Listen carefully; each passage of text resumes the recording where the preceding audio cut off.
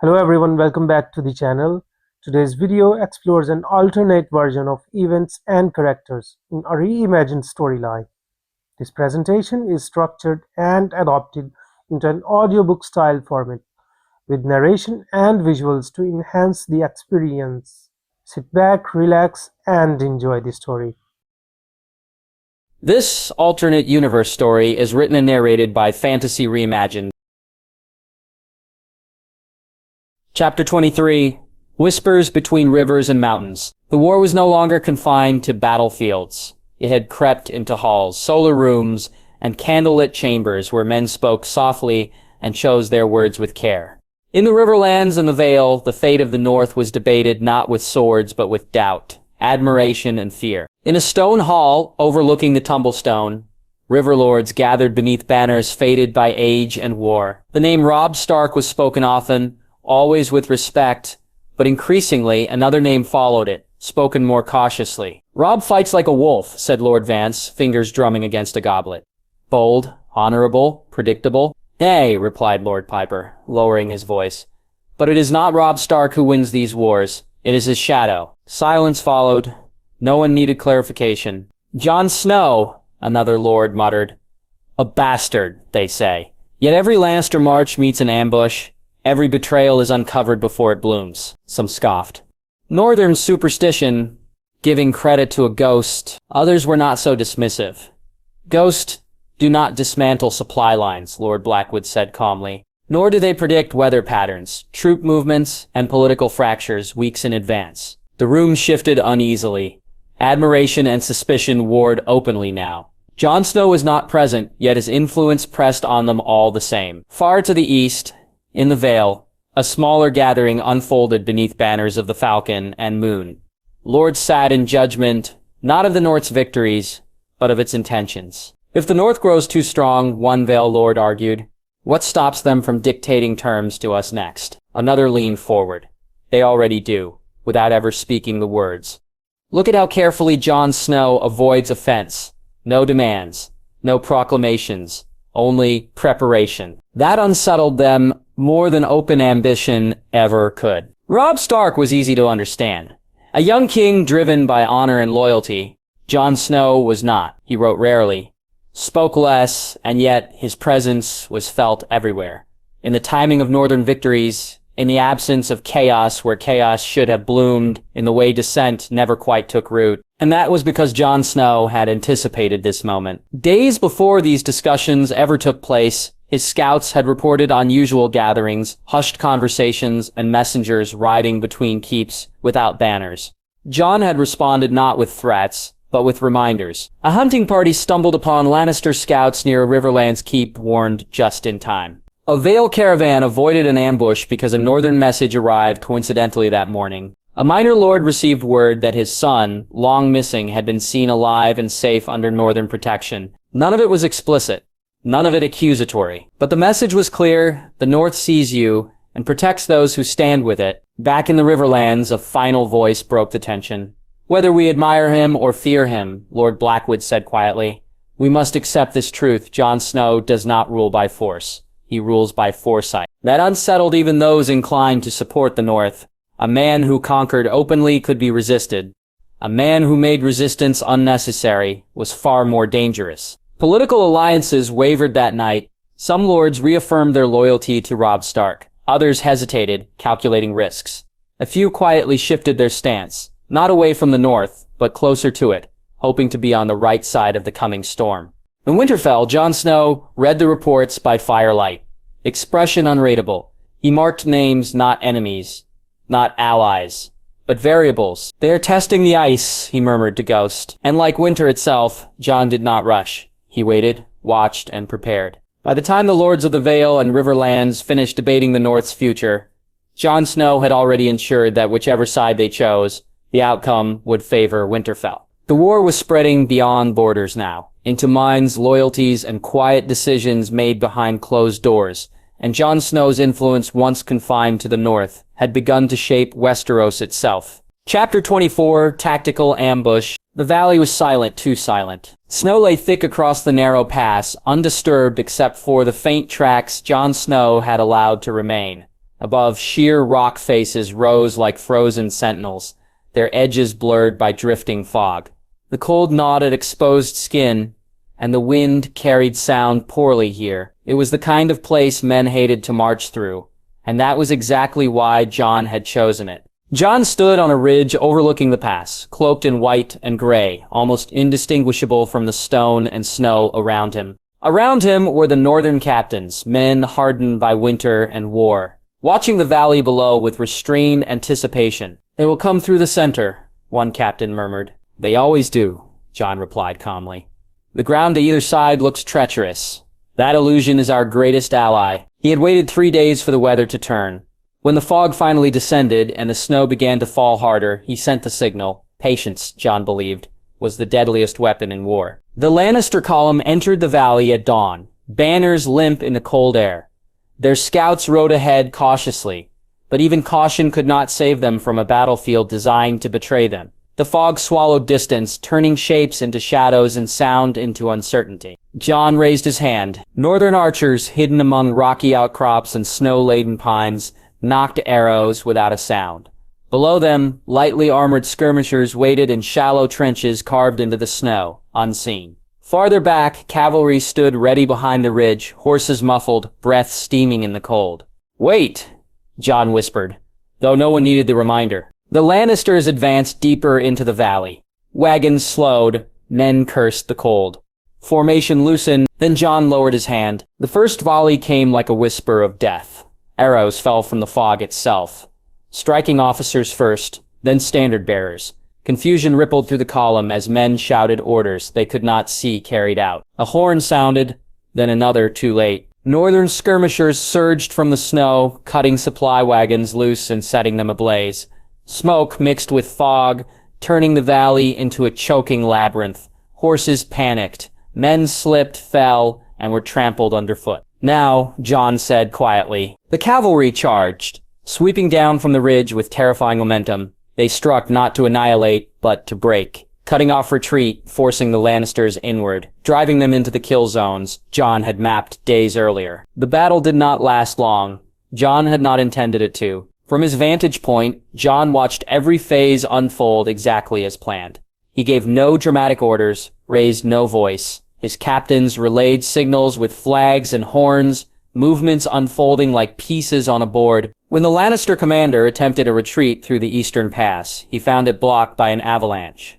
Jon had ordered, prepared the night before. When another tried to rally his men on higher ground, he discovered that ground had already been claimed by northern archers hours earlier. The enemy never stood a chance, not because they were weak, but because they were outthought. By midday, the valley was littered with abandoned banners and broken formations. The surviving Lannisters fled in disarray, leaving behind weapons, wagons, and wounded comrades. Jon finally descended into the valley, long-clawed dark against the snow, Ghost padding silently beside him. The northern captains gathered around him, faces flushed from cold and victory. "Well executed," Jon said simply. One of the captains let out a low laugh. "Executed. You designed this slaughter days before the first man set foot in the valley." Another shook his head in awe. "You waited for the fog, for the snow, for the exact moment they'd feel safest." Jon did not deny it. By nightfall, ravens were already on the wing. Word of the ambush spread quickly, too quickly for the Lannisters' liking. A southern host destroyed without a pitched battle. No heroic charge. No glorious stand. Just a clean, merciless unraveling. In camps across the north and riverlands, men began whispering a well-known name. Not with mockery, not with fear alone, but with respect, the Snow Fox. A commander who waited, who watched. Who struck only when victory was inevitable. Jon Snow heard the name later, in passing, and said nothing. Titles did not interest him. What mattered was that the message had been sent to allies and enemies alike. Winter was not just cold steel and courage. Winter was planning. Winter was patience. Winter was knowing when not to strike. And Jon Snow had proven, beyond doubt, that the North no longer fought blindly. It fought with a mind as sharp as any blade in Westeros. Chapter 25, Frey's Secret Ambush. Walder Frey smiled far too often for a man who had already lost so much. He sat across from Jon Snow in the drafty solar of a half-ruined holdfast near the Green Fork, wrapped in velvet and false courtesy, his many chins wobbling as he spoke of peace, cooperation, and mutual respect. The Red Banquet had failed, his hostages stripped from him, his leverage shattered. But greed, Jon knew, did not die so easily. "You treat me harshly, Lord Snow," Walder said, voice thin and petulant. "After all I have risked." Jon met his gaze evenly. "You are treated as your actions deserve, Lord Frey. No more, no less." The agreement Jon offered was deliberate in its limits. Walder would be allowed a small, monitored force, too few to threaten the north, enough only to defend his lands from outlaws. Supplies would be provided at a level of comfort, not excess. In return, Frey would surrender remaining prisoners and reaffirm fealty under northern oversight. No marriages, no promises of power, no illusions of equality. Walder agreed with bowed head and honeyed words. Jon never believed a single one of them. 3 nights later, a raven arrived, then another, then a whisper carried by a rider who never reached the camp gates. Jon read the intercepted letters in silence, the wax seals already broken by northern hands. Walder Frey had written to southern commanders, minor Lannister bannermen and sellswords, offering river crossings, intelligence, and timing. Revenge, purchased with blood he did not intend to spill himself. "He never learned," one of Jon's captains muttered. "No," Jon replied. "He learned exactly the wrong lesson." Walder believed Jon merciful, believed the limits placed upon him were signs of weakness, not control. He believed that a small betrayal might go unnoticed. Jon had counted on that belief. The ambush site was chosen by Frey's men, a wooded bend in the river road where northern supply wagons were expected to pass. What Frey did not know was that the wagons were decoys, their paths altered days earlier through coded orders. Instead, Jon placed hidden spear lines, archers concealed in river reeds, and a flanking force that waited in silence beneath low-hanging branches dusted with snow. When Frey's men struck, poorly trained, poorly led, and overconfident, they found themselves surrounded within moments. No pitched battle followed. Jon ordered restraint. The Frey force was disarmed, not slaughtered. Those who resisted were cut down swiftly. Those who yielded were bound and marched north as prisoners.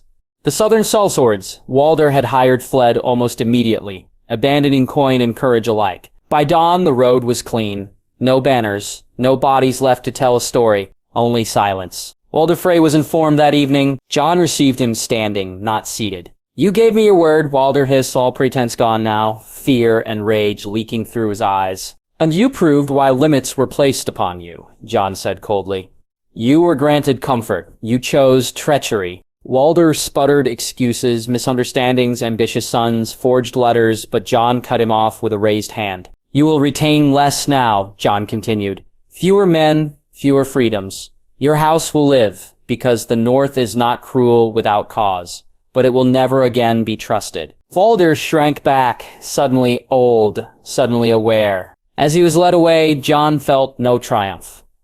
Only confirmation. Some men could not be redeemed by mercy. Some houses were built on hunger alone. Later that night, Jon stood alone outside his tent, snow falling softly around him. The war was far from over, but each betrayal uncovered before it could bloom meant fewer graves dug in frozen soil. Frey had failed, but the lesson lingered. Greed, like winter, always returned. Chapter 26, Northern Council Formation. The hall chosen for the council was not grand. Jon had refused the Great Hall of Winterfell, despite its symbolism.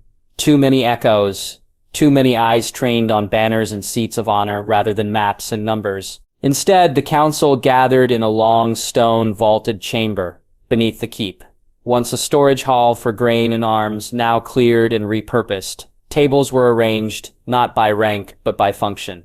Maps, ledgers, raven scrolls, and carved markers covered every surface. Power, Jon believed, worked best when it looked mundane. At the center of it all stood Robb Stark's banner. But Robb himself was not present. That too was intentional. Jon stood at the far end of the table, hands clasped behind his back, listening as the last of the bannermen took their places. Raychon Umber muttered to himself. Maegee Mormont leaned forward with sharp interest. Galbart Glover whispered to Robert Glover, already scanning the supply tallies laid out before them. And among them, carefully, deliberately placed, sat Latsalanet. She wore no red and gold, only muted gray and white, her hair bound simply. Her presence was calculated provocation, a reminder that the North no longer fought blindly, and that enemies could become tools if handled with care. At Jon's side stood Serenia. She had insisted on remaining unnamed in the formal roll call, not out of fear, but strategy. "Let them underestimate me," she had said quietly earlier. "Men listen more carefully when they think they've reached conclusions on their own." Jon understood that instinct well. When the murmuring died down, Jon spoke, not loudly, but clearly. "This council exists to win a long war," he said. "Not a glorious one, not a fast one. A survivable one." No speeches followed. No calls to honor or vengeance. Instead, Jon gestured to the maps. The council divided its labor with precision. Supply routes were redrawn. No longer straight lines from Winterfell southward, but webs. Food stores were split and hidden, wagons rerouted on rotating schedules. No single loss could cripple the North now. Intelligence took precedence over numbers. Jon assigned scouts not only to roads, but to people. Innkeepers, ferrymen, traders, septons. Serenia quietly supplemented each suggestion with context from the south, which houses whispered loyalty, while sharpening knives, which knights sought glory over coin, which bannermen answered Tywin's summons, reluctantly. Liusiliette spoke only when necessary, but when she did, the room stilled. "The Westerlands are fracturing," she said calmly. "Not openly, but quietly. Minor houses resent being bled dry. They will not betray Tywin outright, but they will delay, misreport, and hesitate if given reason." "And what reason do they need?" Maggie Mormont asked bluntly. Lyssa met her gaze. The belief that Jon Snow is watching them, a ripple of unease and approval passed through the room. Jon rarely issued commands in the council. He posed questions instead. What happens if the river freezes earlier than expected? Which lord benefits if Robb wins too quickly? Who profits from stalemate? Slowly, inevitably, the answers converged on the same realization. Jon Snow had already considered all of it. Yet when decisions were finalized, Jon deferred. "These recommendations will be sent to King Robb," he said each time. "He will approve them." The illusion mattered. Robb remained the sword. Jon was the hand that guided its strike. Serenia watched him closely throughout, noting how he absorbed tension without reflecting it, how he let louder men believe themselves leaders while quietly steering outcomes. When the council finally adjourned hours later, exhaustion hung heavy, but so did confidence. As the others departed, Serenia remained. "You've built something dangerous," she said softly. Jon exhaled. "Effective." She studied him for a long moment. "You've bound the North together with fear of loss instead of hope of victory." "Hope fades," Jon replied. "Preparation endures." "And Robb?" she asked. "How long can he remain the face of this while you shape its spine?" Jon looked down at the maps once more, at the careful lines, the contingencies, the futures he was trying to prevent. "As long as he lives," he said quietly, "and as long as he trusts me." Serenia nodded, not entirely convinced, but understanding. The Northern Council had been formed, not to rule, but to outlast everyone else. Chapter 27, Sansa manipulates her captors. The first lesson Sansa Stark learned in King's Landing was that fear made you visible. The second was that composure made you untouchable. She had once trembled in Joffrey's presence, her silence read as weakness, her courtesy mistaken for submission. Now she understood the court for what it truly was. A stage crowded with frightened players pretending confidence, each desperate to believe they held power. Sansa had learned to let them. She moved through the Red Keep with measured grace, head bowed just enough to appear harmless. Her dresses were chosen carefully, never too fine to provoke jealousy, never too plain to invite contempt. She listened more than she spoke, and when she did speak, her words were soft, flattering, and deceptively simple. Joffrey noticed her less now. That, she realized, was a victory. Tywin Lannister's war councils were close to her, but their echoes were not. Servants talked when they thought no one important listened. Pages repeated half-understood orders. Courtiers gossiped, mistaking proximity to danger for safety. Sansa gathered fragments. She learned which lords pushed for reinforcements to the west rather than the north, which captains complained of delayed pay, which bannermen grumbled quietly about being sent to fight winter itself. She learned which voices Tywin trusted and which ones he tolerated. And slowly, subtly, she began to nudge them, a word of admiration for a cautious lord's prudence, a comment to a lady about the cost of northern campaigns, a sympathetic ear for a knight worried about supply lines stretching too thin. Nothing direct, nothing provable, just enough doubt to slow decisions. Her true risk lay in communication. Every letter she sent was read, every raven watched, But Sansa had learned another truth of the court. People rarely looked closely at things they believed insignificant. She began sending coded messages disguised as prayers, embroidery patterns, and poems copied in careful script. A reference to winter roses meant troop movements. Mentions of song lyrics indicated delays. Names of saints stood in for houses and roads. The messages passed through Septa's handmaids and merchants, small loyalties bound by kindness and coin. Some never reached the north. Some did. Enough. At night, alone in her chambers, Sansa allowed herself a single breath of release. She was still afraid. She suspected she always would be.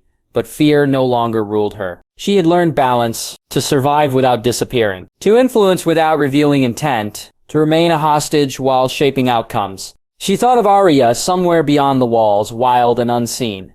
Of Jon, whom the court now whispered about with unease. Of Robb, crowned and burdened. She was alone, but not powerless. In the heart of her enemy's den, Sansa Stark was no longer merely surviving. She was learning to rule shadows. Chapter 28.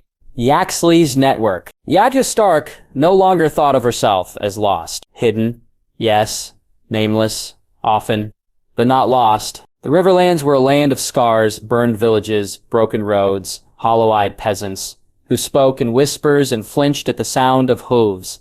Arya moved through them like a shadow, hair cropped short, clothes dirtied on purpose, face smudged until no one looked twice. She was no one important.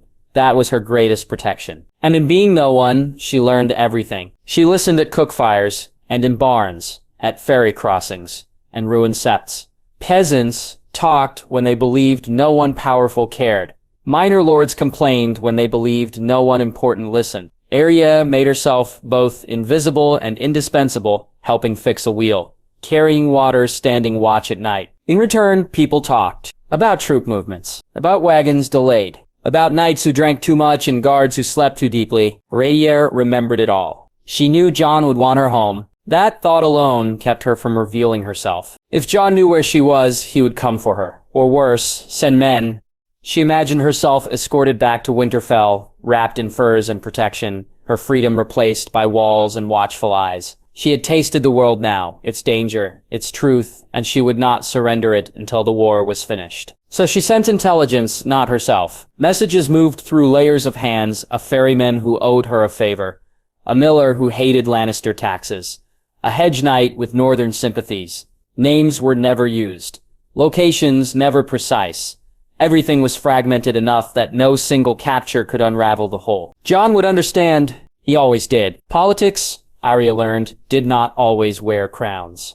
Sometimes it wore hunger. A lord whose granary was burned became careful about which banners he answered. A captain whose supplies vanished delayed marching orders.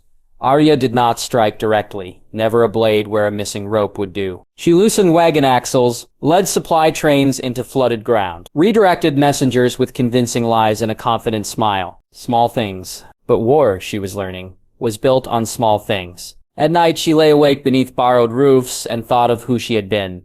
A girl chasing cats. A daughter dreaming of swords. She still wanted those things, but now she wanted knowledge more. She was not becoming cruel. She was becoming precise. Arya Stark was no lady, no knight, no commander. She was something else entirely. A network with a heartbeat. Chapter 29, Cersei's Growing Paranoia. Cersei Lannister slept poorly now. When she did sleep, she dreamed of ravens, black wings blotting out the sun, parchment messages turning to ash in her hands. She woke tense, fingers clenched, certain that something had gone wrong even before the servants dared to speak. Something was always going wrong. Reports from the north arrived late, incomplete, or contradicted one another. Lannister patrols vanished in snowstorms that should not have slowed seasoned men. Supply trains were delayed by weather, by bandits, by miscommunication. Every excuse tasted the same to her. Failure. And beneath every failure lay the same name. Jon Snow. Cersei hated that it was not Robb Stark who haunted her thoughts. Kings were predictable. Boys who wore crowns bled like any other. But this bastard, this quiet shadow behind the northern throne, did not posture, did not boast, did not appear where she expected him to. He simply undermined. She surrounded herself with maps. Now, her solar was littered with them. pinned and layered until the floor itself seemed like a battlefield. She tracked movements obsessively, marking where northern scouts had been sighted, where Lannister messengers vanished, where expected reinforcements never arrived. There, she snapped one morning, stabbing a finger toward a river crossing.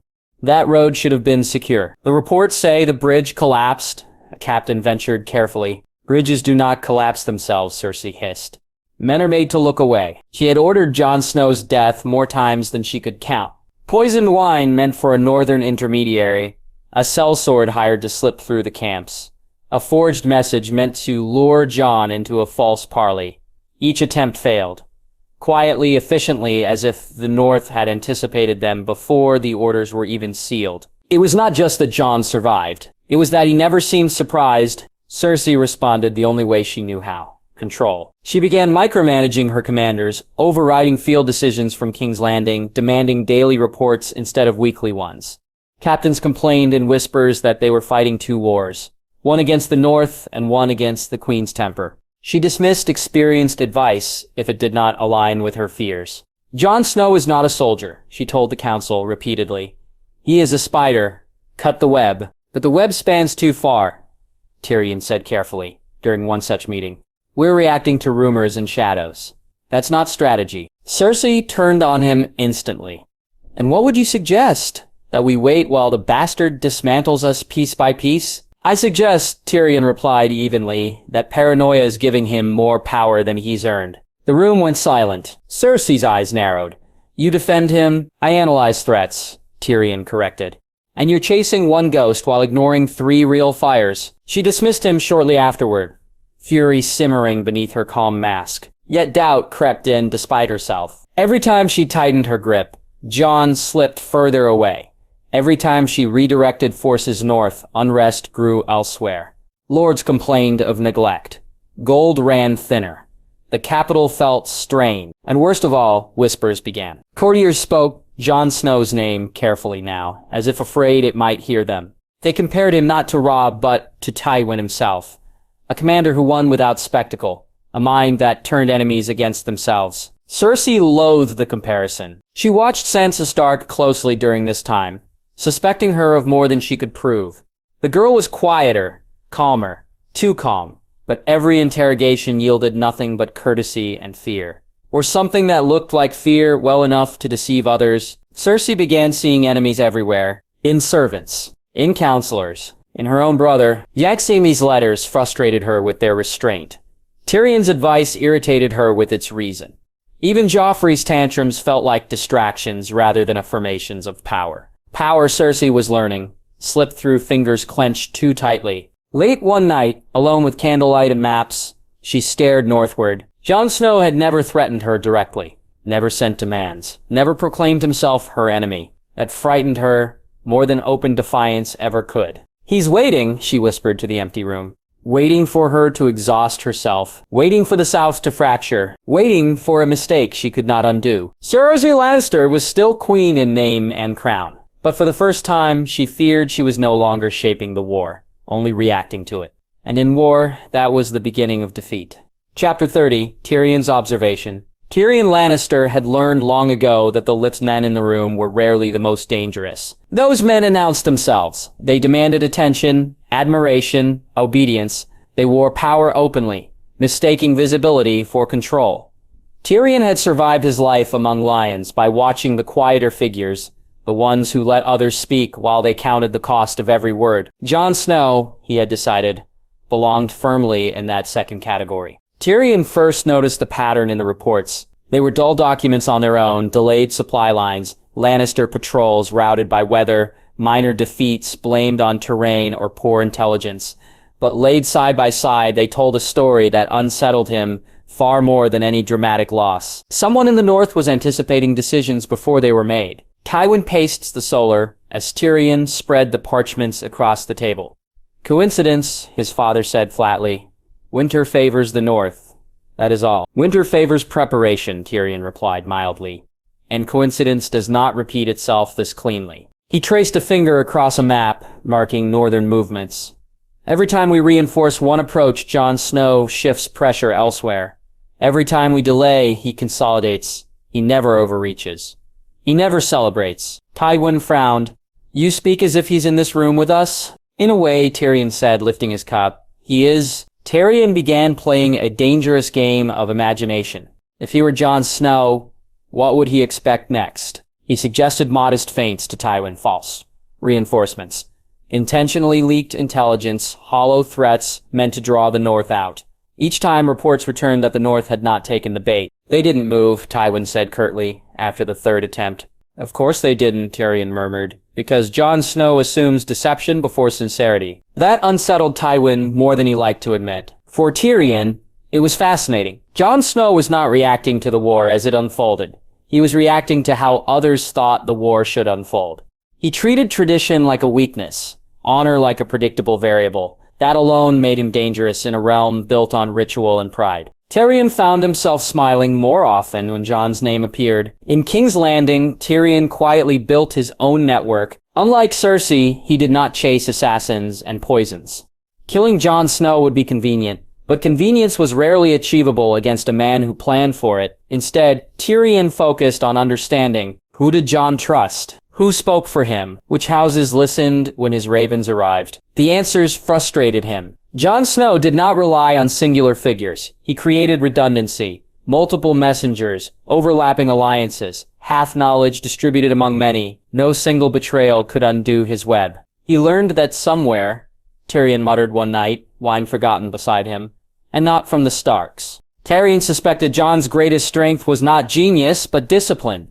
The refusal to indulge impulse, the willingness to remain unseen while others claimed glory. A trait Tyrion respected deeply. He tested the theory subtly. A suggestion to Tywin to delay an obvious maneuver, then watching to see if the North prepared for it anyway. They did. A rumor planted among neutral houses about southern weakness, only to find northern forces strengthening defenses rather than advancing. Jon Snow was not aggressive. He was patient. He's playing for survival, Tyrion said during one private council with Tywin. Not conquest. Tywin studied the map longer than usual. It makes him harder to break. Yes, Tyrion agreed, and easier to misjudge. The contrast with Cersei grew sharper by the day. Where she saw enemies everywhere, Tyrion saw patterns. Where she demanded control, he advocated influence. Their conversations became careful, edged with restraint. Neither trusted. You admire him, Cersei accused one evening. I admire competence, Tyrion replied calmly. We should too, before it devours us. She scoffed, but Tyrion saw doubt flicker behind her eyes. Jon Snow was changing the war without ever announcing himself. Tyrion poured another cup and raised it to the candlelight. Somewhere beyond the neck, a young man was shaping a battlefield Tyrion could not yet see fully. And for the first time in years, Tyrion felt something like anticipation rather than dread. Not fear, interest. If the war came down to blades, the North might win. But if it came down to minds, Tyrion smiled faintly. Then at last he had found a worthy opponent. Chapter 31, The Lion's Fractures. The Red Keep had never been so quiet, and yet the corridors were alive with tension. Every servant tread softly, every counselor's footfall measured. Tywin Lannister walked through the hall, robes flowing, eyes sharp and calculating. He had begun to realize something he had never expected. The war against the North could not be won with banners, swords, or brute force alone. The usual methods, the threat of armies, the strike of steel, the threat of reprisal, were failing. The North moved differently. They anticipated, adapted, and struck where he did not expect. Tywin had seen it first in the reports from his captains. Each message from the field was either delayed, incomplete, or returned with some minor victory that had been claimed by the North without direct confrontation. Lannister's supply lines were harassed, not destroyed. Reinforcements sent to battle were either late, misdirected, or confronted with terrain or weather that should not have hindered seasoned men. And in each case, the fingerprints of Jon Snow were visible even when Jon himself was absent. Tywin's face remained impassive as he read the latest dispatch, though the tightness around his eyes betrayed irritation. He pushed it aside with the efficiency of a man trained to bury feelings beneath duty. Still, he could not dismiss the reality that this bastard Stark, the boy raised at Winterfell, now emerging as a mind to rival any in Westeros, was shaping the war in ways Tywin could not predict. Yaxley Lannister, ever brash and impatient, had begun to chafe under Tywin's new orders. Once celebrated as the golden swordsman of the West, Jaime had expected to command the North through direct action, to carve victory with his blade and his will. Instead, he was reassigned to harassment and containment, patrolling borders, intercepting minor forces, and keeping pressure on small northern garrisons, rather than striking at the heart of the northern host. The boy has anticipated every thrust we've tried, Jaime growled during a meeting. Every battle, every maneuver. It's like he knows what we'll do before we do it. Tywin did not raise his voice, but his gaze cut like a blade. You are frustrated because you are no longer the instrument of direct victory, Jaime. That is precisely the point. Jon Snow's mind cannot be crushed by mere swords. He adapts. He strategizes. And he outthinks us. Yaine's jaw clenched, but he did not argue further. He understood, deep down, that Tywin was correct. The boy in the north was not simply a Stark bastard, nor a lucky commander. He was a strategist whose genius exceeded the conventional rules of warfare. Tyrion Lannister, meanwhile, had been observing the northern campaigns from a different perspective. He did not see Jon Snow as merely a battlefield threat. He saw a lesson in governance, in manipulation, and in the subtle art of influence. "Father," Tyrion said quietly one evening as Tywin studied a map of northern movements, "we fight with armies, yes, but we also fight with perception. Jon Snow has won more battles with minds than with swords. We can counter his tactics without a single blade if we play the game correctly." Tywin's eyes flicked to him briefly. "Explain." Tyrion leaned over the table, tracing routes and supply lines with a finger. "Control the narrative. Control the coin. Influence the minor houses who feel neglected or under pressure. Spread doubt subtly among the northern Bannon. He cannot anticipate every whisper in every hall. He cannot account for every ambition in the Riverlands or the Vale. If we manipulate perception correctly, we force him to react, to make mistakes, to show us the patterns we can exploit." Tywin's lips pressed together thoughtfully. Tyrion was proposing a different kind of war. A war without swords, without open battles. Fought instead in the shadows, in hearts and minds. Tywin did not outwardly acknowledge the brilliance of the idea, but inside he considered it carefully. The first signs of Lannister internal fractures began to appear shortly thereafter. Minor houses, stretched thin by repeated campaigns, began to resist overextension quietly. Some withheld troops under the guise of illness or logistical concern. Others delayed payments or reported false intelligence. Tywin's keen eye noticed the subtleties, discrepancies in reports, whispers among the bannermen, unexplained hesitations. But the cause was clear. The more Jon Snow demonstrated his cunning, the more he destabilized the Lannister cohesion, even without striking directly. Yaxley, while frustrated, also began to observe these cracks. "Father," he said one evening while reviewing dispatches, "these minor houses, they're hesitating. They're not loyal. Not truly. They see what Snow has done, and they pause. Perhaps it's fear or respect, or perhaps they see the North as inevitable." Tywin remained silent for a long moment, studying the papered map spread before him. Finally, he spoke, his voice low, almost a whisper, meant for himself more than anyone else. "Jon Snow is not just a bastard Stark," he admitted quietly. "He is the architect of the North, the battles, the ambushes, the loyalty of bannermen. It is all planned, executed, perfected, and we have underestimated him." It was a confession he would not repeat. Taxlewin did not acknowledge brilliance openly, not even to Jaime or Tyrion. But in the quiet of his council chamber, alone with the shadows, he allowed himself to recognize the truth. The boy from Winterfell, the so-called Snow Fox, was reshaping the northern war effort with intelligence Tywin had not encountered in years. Tyrion, watching the exchanges between father and brother, smiled faintly. He recognized the significance. The war was no longer a contest of swords alone. Jon Snow's victories, subtle and indirect, had forced even the most rigid southern commanders to reconsider strategy. Cunning, patience, and foresight now rivaled brute force. Jaime, frustrated but intrigued, began to analyze northern movements differently. He could no longer rely on impetuous assaults or flamboyant maneuvers. He needed to think, to anticipate, to act as Jon had. It was a humbling experience for a man accustomed to leading by force. Tywin, meanwhile, quietly restructured his command. Orders were reassigned, responsibilities redistributed, and intelligence networks strengthened, not to crush Jon, but to survive his mind. He would not openly concede that the boy had outthought him, but he prepared as if he had. Every action was cautious, measured, reactive. In the Red Keep, whispers began. Some courtiers speculated that Jon Snow was no mere northern boy, that he commanded respect, fear, and loyalty in ways that might outshine Robb Stark himself. Others laughed at the idea, dismissing the notion of a bastard as incapable of true strategy. Only Tywin, Jaime, and Tyrion truly understood. The fractures had begun, not just in the Lannister campaigns, but in their perception of power itself. Jon Snow had shifted the war from a battle of blades to a battle of minds, and the Lions of the South were beginning to feel the first cracks in their golden armor. Chapter 32, The Captive Wolf. The wind bit through the riverlands with an icy sharpness, carrying with it the faint scent of smoke, mud, and iron. Robb Stark's banners, normally symbols of pride and authority, seemed to flutter like frightened birds against the gray sky. The army he had painstakingly built, the host that had followed him across the north and into the riverlands, now felt fragile underfoot, as if one wrong step would shatter everything. Robb rode at the head of his cavalry, every muscle taut, eyes scanning the tree line for signs of the Lannister advance.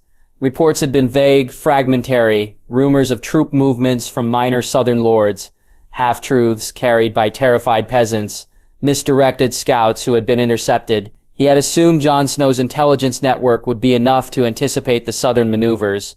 He had assumed he was prepared. He was wrong. A sudden clatter of hooves and shouted voices broke the tense quiet. A small force of Lannister cavalry appeared on a ridge, the glint of their steel catching the dim winter light. They were not the main army. He knew that from the patterns Jon had mapped, but they were enough to create panic among the northern scouts and wagons. The initial surprise was enough to throw his formation into disarray. Robb's heart hammered in his chest. His instincts screamed to charge, to fight, to reclaim control. But every logical fiber of his being, trained under Jon's subtle guidance, influenced by countless letters and pre-planned contingencies, told him to hold fast and wait. A cry went up behind him. The rear guard had been ambushed. Horses bolted, wagons overturned, and minor skirmishes erupted in small clusters along the frozen road. Robb drew his sword, shouting orders, but the sound felt hollow, lost among the chaos. The fear was palpable, gripping the soldiers around him. For the first time, he realized the North's victories were fragile, not in strength, but in perception. Then he remembered the letters Jon had left him weeks prior. Pre-written instructions, contingency plans for almost every conceivable scenario. Robian initially underestimated their value, assuming they were insurance for emergencies he hoped never to face. Now they were the lifeline between survival and disaster. Following Jon's guidance, he signaled the battalion to split strategically rather than retreat blindly. Each unit had pre-assigned rendezvous points, hidden caches for supplies, and escape routes carefully mapped. It was not victory, it was survival, but it was enough. The Lannister cavalry, confident and unprepared for resistance from a force that seemed fractured, charged into the trap Jon had anticipated. Northern archers, hidden in gullies and behind snowdrifts, struck from the flanks. Riders had been positioned to harry the enemy's retreat, confusing and splitting them. Slowly, methodically, Robb's host reassembled, losses minimal, but morale shaken. The crisis had been averted, not by Robb's hand alone, but by Jon Snow's foresight. As the dust settled, Robb dismounted, chest heaving, eyes scanning the field. Bodies of Lannister men and wounded northern soldiers lay side by side, the cold of winter making everything sharp and immediate. He realized then, with a weight in his chest, that Jon Snow was not just a tactician, he was a protector. Not of Winterfell, not of the North, but of Robb himself. The realization was difficult. Pride warred with gratitude. He had grown accustomed to thinking of himself as the commander of men, the king in the North, the leader whose decisions shaped the war. And yet, today, his survival had depended not on instinct, courage, or charisma, but on the quiet genius of his half-brother, the bastard whose influence had always lurked just behind the scenes. Robb recalled the countless discussions he had had with Jon about supply routes, intelligence gathering, and troop deployments. He had understood them intellectually, even appreciated them, but seeing them executed in real life, saving lives, preserving the army he was sworn to lead, seeing it play out with cold precision had humbled him. "Damn him!" Robb muttered quietly, wiping the mud and blood from his gauntlet. He did not speak the words aloud, but in his heart he knew they were true. Jon Snow's plans were not only for victory, They were designed to keep him alive. That night, Robb called a council with his commanders, the tents flickering with lantern light as shadows danced against canvas walls. Soldiers and captains, unaware of the full extent of Jon's intervention, spoke freely of the skirmish. Some praised their own efforts, others expressed worry about Lannister cunning. Robb listened, nodding, letting his men voice their thoughts.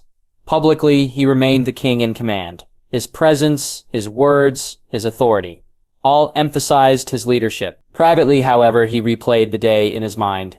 Every signal, every move, every successful escape. The invisible hand behind it belonged to Jon. Robb clenched his fist, the conflicting emotions roiling inside him.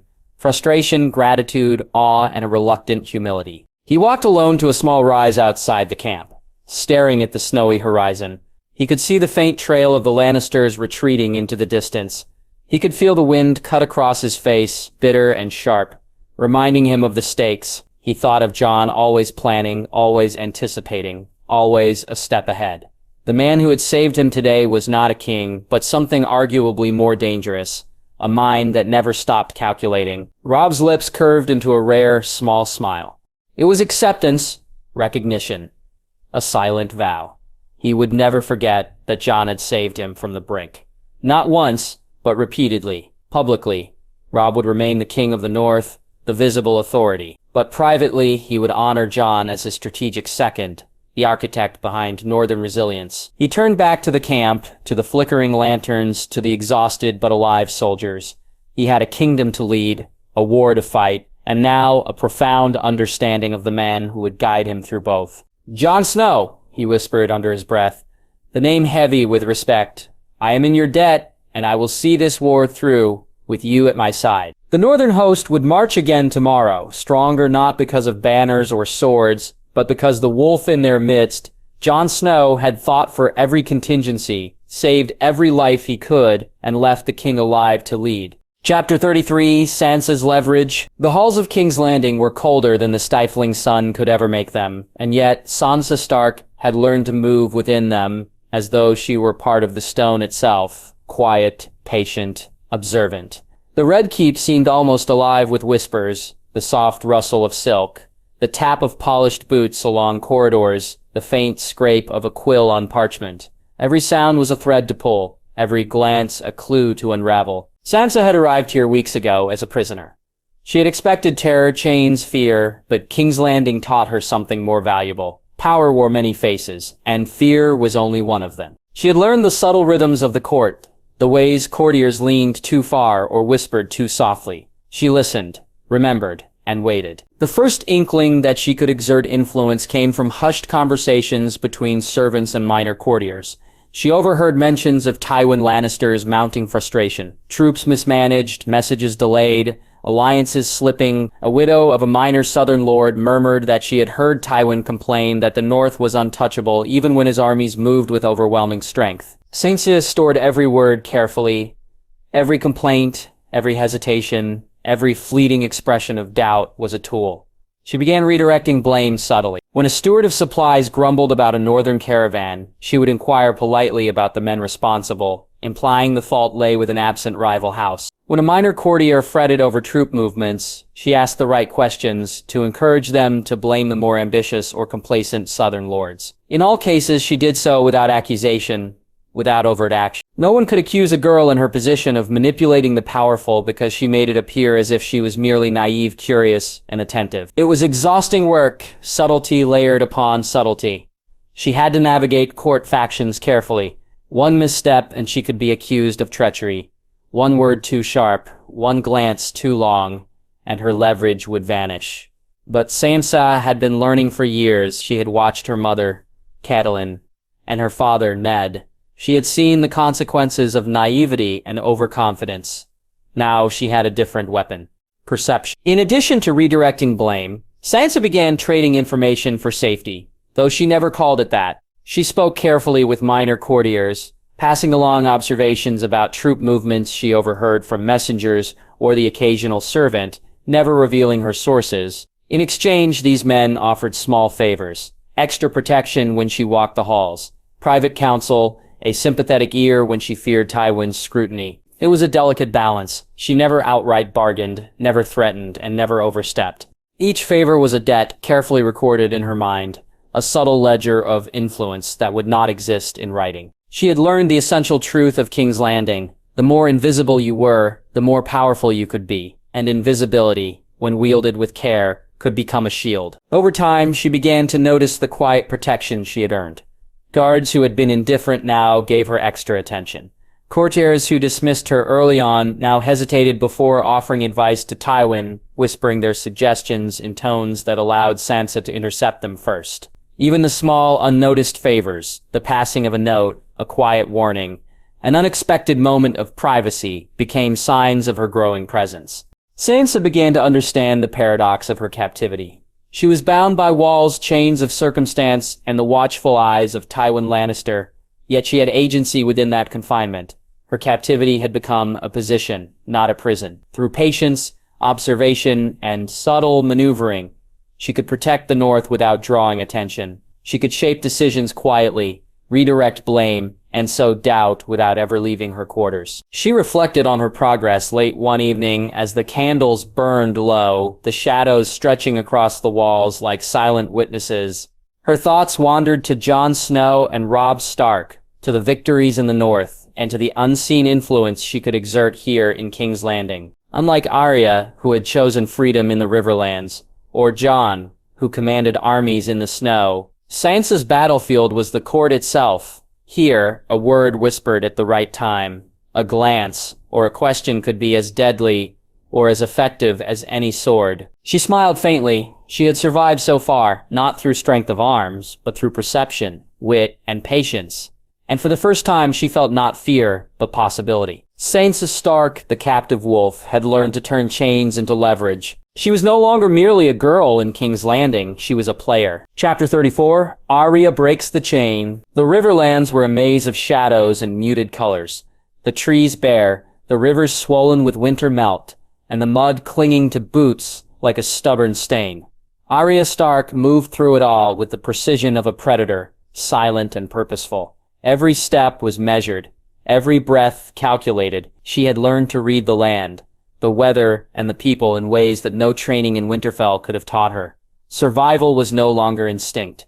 It was strategy. Rhaenyra had spent weeks observing southern patrols, noting routines, supply lines, and weak points. Where peasants whispered about northern victories, she listened. Where minor lords complained about Lannister inefficiency, she noted every word. The Lannisters had underestimated the North in many ways. But Arya realized that their overconfidence and arrogance left cracks that could be exploited, and she intended to exploit them. Her first deliberate act of sabotage had been planned for weeks. A convoy of Lannister supplies was scheduled to move from a small fort near the Mander River, laden with provisions, ammunition, and gold coins, intended for the southern garrisons. Rhaenyra had traced the route carefully, noting patrol rotations, the guards' habits, and the river crossings where the terrain would work to her advantage. As night fell, she lay hidden in the underbrush near a bend in the road. The horses' hooves clattered on frozen earth, the drivers' voices carrying faintly in the cold air. Rhaenyra released a simple mechanism she had fashioned from rope and sharp iron logs shifted to block part of the road, cutting off the convoy's movement. The northern scouts she had secretly guided earlier had planted small fires downstream to simulate another attack. The convoy halted. Confusion spread. Horses neighed, men shouted, and the Lannister soldiers scattered into the darkness. Rhaenyra watched, tense, as chaos unfolded exactly as she had predicted. Supply wagons overturned. The guards fought each other in panic. The northern-aligned peasants she had coordinated with quietly intercepted key messages, ensuring the main losses went to Lannister resources, not to lives. It was the first time she had executed a strategic strike with deliberate intention, rather than improvisation. The thrill of control coursed through her veins. Yet even in the success, the cost was evident. A small child, the son of a peasant helping with the wagons, had been caught in the stampede of horses, bruised and terrified. Rhaenyra's stomach churned at the sight. The child had not been part of her calculations. He was collateral in the strategy she had orchestrated. She knelt in the mud beside him, checking for serious injury. The child whimpered, shaken but alive. Aerys' hands trembled slightly, not from fear but from understanding. War demanded choices, and choices carried consequences beyond your control. She offered a comforting smile, masking the pang of guilt she felt. There was no room for regret. This was the reality she had chosen. Lives were at stake, and every action, no matter how precise, carried risk. She helped the boy back to safety and signaled the nearby peasants to move him out of harm's way. She did not linger. There was more to do. Rurzio's independence was deliberate. When Northern scouts approached days later, reporting movements in the south, she refused to reveal herself. Though they sought her guidance and assistance, she knew that exposure would place her back under the North's control. Back within a chain of command she had intentionally escaped. The freedom she had gained in the Riverlands, the ability to make decisions without oversight, was invaluable. She would fight for the North, but she would do so on her own terms. From that position, she began to coordinate multiple chains of informants, peasants, minor lords, sympathetic merchants, and even disillusioned soldiers reported movements, supplies, and troop dispositions. I reorganized these fragments carefully using code, misdirection, and careful instructions. There was no central command. She trusted her network to act independently, but she ensured the pieces fit together. Every new piece of intelligence fed into the larger picture, a mosaic she assembled from a distance. As the days passed, Arya faced the harsh reality that not all her interventions would be clean. An attempt to disrupt another supply line resulted in unexpected consequences. A merchant caravan caught between her diversion and a Lannister patrol lost several carts, and minor injuries occurred among those she had hoped to protect. She assessed the situation coldly, understanding that strategy was never perfect, and that unintended suffering was an inevitable part of conflict. Yet she did not falter. She recorded the incident, learned from it, and adjusted her plans. Mistakes became lessons, losses became data, and responsibility was hers alone. War was no longer abstract. Arya understood it not as stories of glory or honor, but as calculation, risk, and consequence. Each choice rippled outward, touching lives in ways she could predict and some she could not. The cost was heavy, but the knowledge it brought made her stronger, sharper, and more capable than she had ever been in Winterfell or under training with Syrio or her father's men. By the end of the day, Arya sat in the shadows of a ruined barn, reviewing messages delivered by a network of loyal peasants. Her face was smeared with dirt, her hands raw from travel, but her eyes burned with purpose. She had become more than a survivor. She was an agent of strategy, a shadow commander moving unseen through the south. The North would never know the full extent of her work, nor would Jon or Robb need to. That was her choice. She had broken the chain of dependency, claiming freedom, influence, and responsibility in one movement. Her mind was sharpened, her resolve hardened, and her independence, once a source of recklessness, was now her greatest strength. Arya Stark, the wolf in hiding, had broken the chain, and she would never be caught again, not until the war was won. Chapter 35, The Snow Fox's Warning. The wind swept across the snow-laden hills outside Winterfell, carrying with it the sharp tang of pine, ice, and distant smoke. Jon Snow rode slowly along the ridge, overlooking the valley below, the leather of his gloves creaking as he held the reins of his horse steady. The sun hung low, pale and weak, casting long shadows across the frozen landscape. He scanned the northern outposts, noting the positions of scouts, patrols, and hidden supply caches.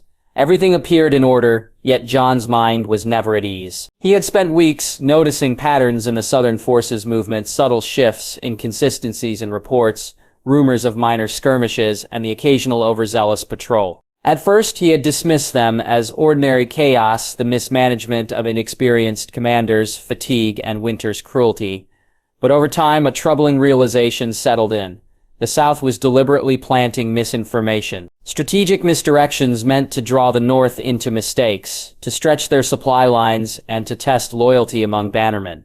The Lannisters were not only attacking with swords, they were striking with whispers, rumors, and deception. Jon dismounted and crouched by a frozen stream, his fingers tracing the subtle tracks left by a small patrol, horses that had moved in the night. The footprints of soldiers who had lingered too long. He did not rush. Every piece of evidence was considered, every possibility weighed, then quietly the realization settled in. The misinformation campaign was coordinated, deliberate, and intended to bait him into overreacting. The South sought to turn Northern suspicion against itself, to fracture trust among the bannermen, and perhaps, above all, to force Robb Stark's hand into rash decisions. Jon's lips curved faintly. He would not play into their trap, not directly. Instead, he would let small parts of the misinformation succeed.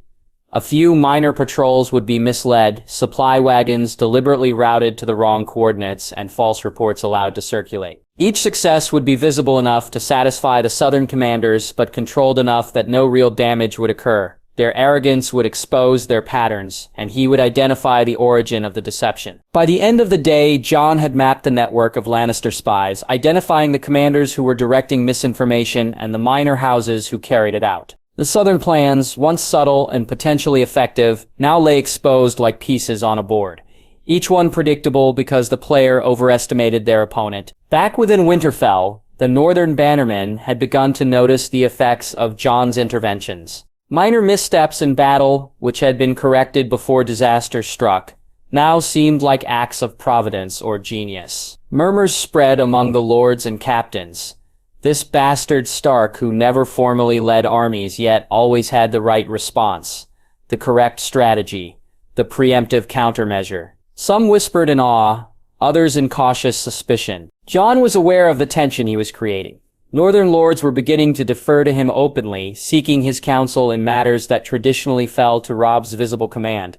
Some even bypassed their usual chain of authority, approaching Jon directly with reports or proposals. While subtle, the effect was undeniable. Jon's shadow influence had grown too large to ignore. He did not act arrogantly.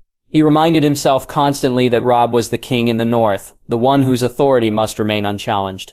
Every word, every suggestion, every minor intervention was calculated to protect the army and the king's public image. He would be the unseen hand, the architect in the shadows, the snow fox whose cunning guided the north without threatening the throne. Serenia approached him quietly as he inspected the fortifications along the eastern ridge, her cloak brushing the snow. Her eyes, sharp and discerning, met his. "How long can you remain unseen, Jon?" she asked, her voice low but carrying the weight of concern. "The lords are already looking to you, the captains defer to you, and soon Robb's own people may begin to doubt who truly leads them." Jon's gaze did not waver. He knew she was right. There was a delicate balance to maintain, enough presence to safeguard the north, yet enough restraint to allow Robb to remain the visible king. "I remain unseen because it matters," Jon replied, voice steady, almost cold in its precision. "The moment I step forward, I change the game, and not always for the better. The North needs Robb as its face. I provide the mind, nothing more." Serenia studied him for a long moment, weighing the truth in his words. "And if your mind becomes too obvious," she pressed, "if your plan succeeds so often that no one can deny it." Jon allowed a thin smile, almost ghost-like in its subtlety. "Then I adapt," he said simply. "I always adapt. That is the only way to stay ahead of men who think in lines and chains, not in possibilities." That night, Jon reviewed the intercepted Lannister correspondence by candlelight. Patterns emerged, each revealing more about Southern ambition, alliances, and fractures. He did not move armies yet. Instead, he set small provocations, encouraging Lannister overconfidence, and watched as their spies took the bait, reporting back exactly what he had anticipated. The Snow Fox had struck again, not with blade or fire, but with information, foresight, and controlled deception. The Northern bannermen noticed his calm confidence, the subtle directives he issued, and the way outcomes seemed to follow his invisible hand. Some questioned the propriety of a bastard exerting such influence, while others simply accepted it as necessary. Jon allowed the whispers but did not confront them. His restraint, he knew, was a weapon in itself. By dawn, Winterfell was secure. Supply routes reinforced, patrols aligned, and the Lannister misinformation network disrupted. Jon dismounted near the gates, hands resting on the pommel of Longclaw. His wolfer ghost padded silently at his side, ears twitching at distant movement. He allowed himself a moment to breathe. The game was never over. The South would try again, and he would be ready. Yet, in the quiet of Winterfell, with the snow crunching beneath his boots and the wind carrying the scent of pine and cold stone, Jon Snow allowed himself a rare thought. The war was not just about survival or strategy. It was about control, perception, and the lives he had pledged to protect. And he was just beginning to understand the full weight of the responsibility he carried. The Snow Fox had spoken, and the North had listened. Thank you for listening to the story. If you enjoyed this reimagined story and audiobook style presentation, feel free to like and subscribe for more content like this. New stories and alternate scenarios are updated regularly. Now see you in the next video.